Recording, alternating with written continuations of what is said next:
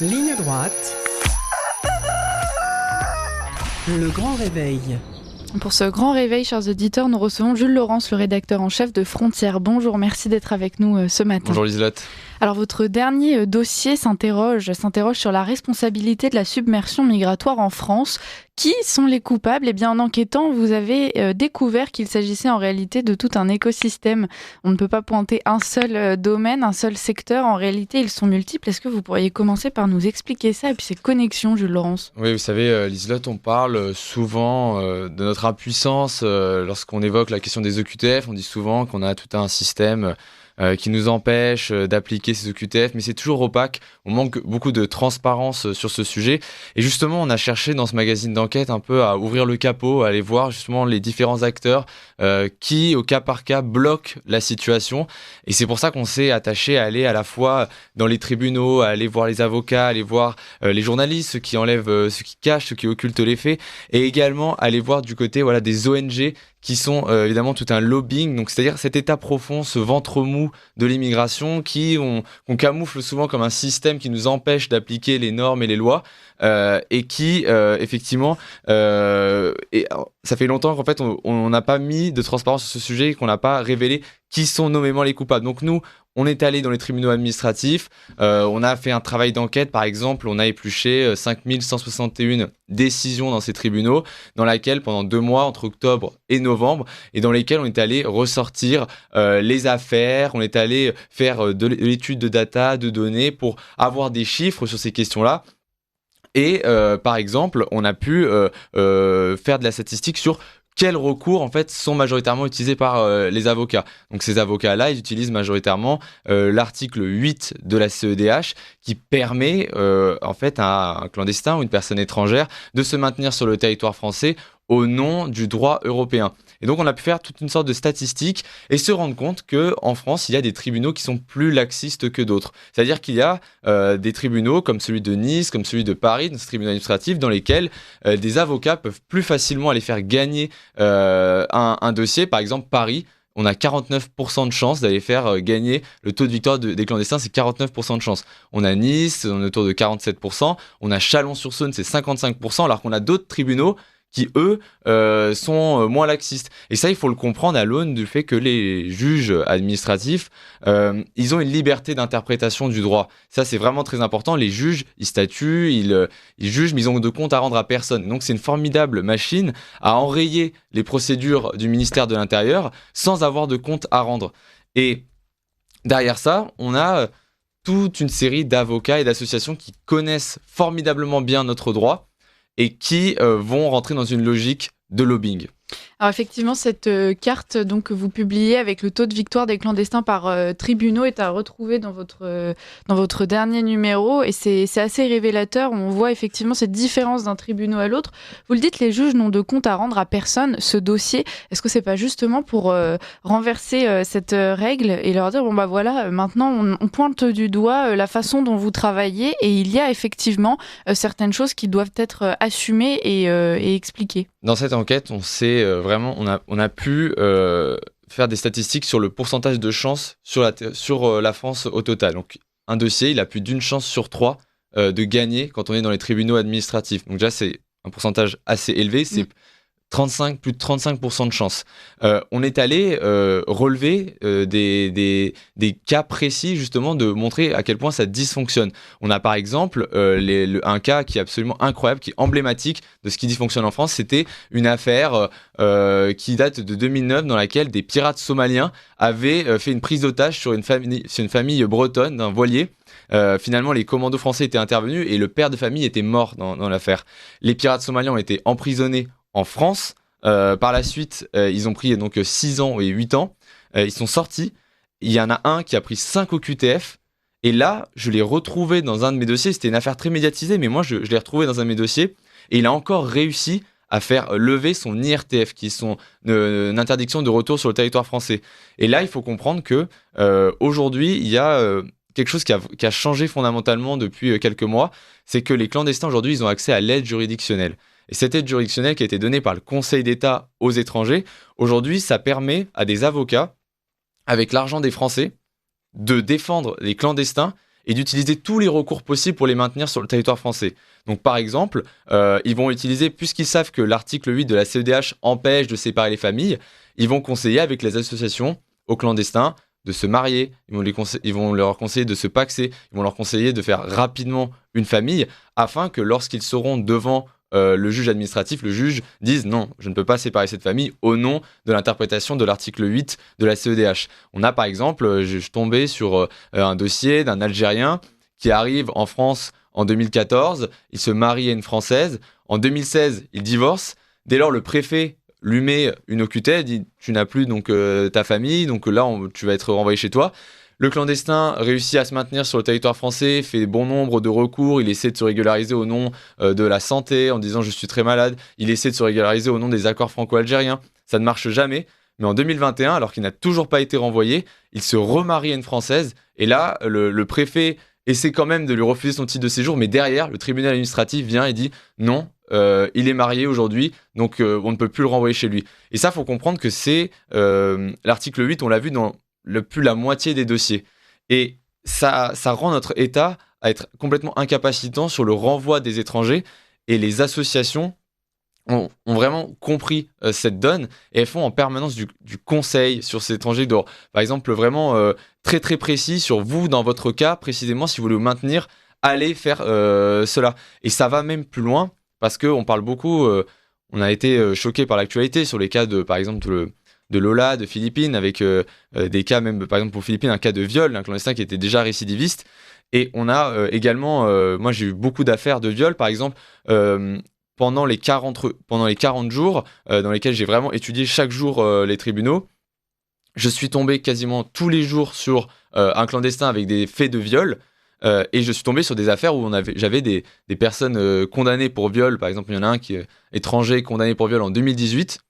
Lui, il a fait 6 ans de prison, il est sorti. Le préfet lui a mis un refus de son titre de séjour. Et par la suite, le tribunal administratif a refusé l'annulation de ce titre de séjour. Pourquoi ? Au motif qu'il avait une famille et au motif qu'il s'était bien conduit depuis sa sortie de prison. Donc, oui, on a tout un droit derrière qui vient sanctionner l'action du ministre de l'Intérieur et qui vient déposséder notre capacité à agir. On comprend les malformations de notre droit et puis aussi la façon dont on est soumis à cet article 8 de la CEDH. J'aimerais revenir sur ces associations qui accompagnent personnellement et individuellement justement les clandestins pour leur permettre de rester en France. Ça, c'est le travail qui est effectué une fois qu'ils sont sur le territoire français. On voit aussi aujourd'hui qu'il y a des associations qui se fixent pour mission de les aider à arriver sur le territoire français. Je pense par exemple à SOS Méditerranée. Est-ce que vous pourriez nous parler de ce travail qui est effectué en amont? C'est sûr que sur le travail de SOS Méditerranée, nous on est allé par exemple dans la région des Balkans. On n'a pas fait donc SOS Méditerranée, mais dans la région des Balkans où les associations européennes, cette fois-ci, pro-migrants européennes, sont très présentes. Elles sont là pour également être dans ces zones qu'on appelle des zones de transition. Donc vous savez, c'est à la fois les aéroports, les gares, les zones où les réfugiés sont mis dans parfois des camps ou dans des camps d'attente pour aller dans un autre point. Et ces associations-là, elles savent très bien, encore une fois. En fait, on a un cran de retard sur ces associations parce qu'elles maîtrisent le droit, elles savent justement sur quoi appuyer pour offrir l'hébergement à tel clandestin, pour offrir. Et donc, quand le clandestin arrive dans un pays, dans une situation donnée, il sait déjà ce qu'il doit demander. Et ça, c'est pour ça que le ministère de l'Intérieur a aussi du retard dans le sens où dès lors qu'il rédige des procédures, souvent elles sont un peu imprécises et les associations, elles, savent que le ministère de l'Intérieur a tendance à rédiger des procédures imprécises et vont directement aller voir les avocats pour leur dire « Regardez, telle procédure est imprécise ». On a le même cas, vous savez, à la Cour nationale du droit d'asile. Sur le droit d'asile, vous y allez, vous vous rendez sur cette Cour nationale du droit d'asile, vous avez devant des associations, des avocats qui conseillent en permanence les clandestins, qui leur donnent des récits, qui leur disent justement il va falloir se conduire de telle manière pour s'en sortir. Mais c'est encore plus, on va dire, perfide que ça parce que finalement les associations en France, c'est un peu le serpent qui se mord la queue. Ces associations pro-migrants, elles sont largement subventionnées par les Français. au titre de politiques publiques qui sont déléguées par l'État, qui leur dit que vous avez en charge la responsabilité de l'hébergement, en charge la responsabilité de la prise en charge des clandestins. Sauf que ces associations, elles sont fondamentalement contre le droit d'un État à choisir qui s'installe sur son sol.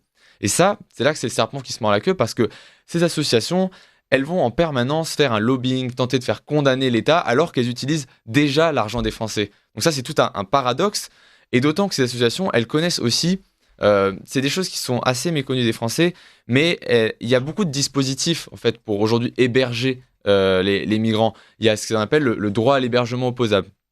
Elles peuvent aller voir un clandestin, lui dire il suffit que tu appelles le 115, tu recevras un CERFA, et dès lors, le département est obligé de te loger sous un délai de 3 semaines. S'il ne le fait pas, il y aura une commission spéciale pour toi 3 semaines après. Et ça donne à des situations où aujourd'hui en Île-de-France, on a 52 000 lits d'hôtel qui sont réservés à des clandestins toutes les nuits. Effectivement. Alors vous le disiez, tout ça c'est avec l'argent des Français en grande partie. Ça a l'air d'être un commerce assez lucratif quand vous nous en parlez, cette aide du coup aux clandestins, notamment les juges.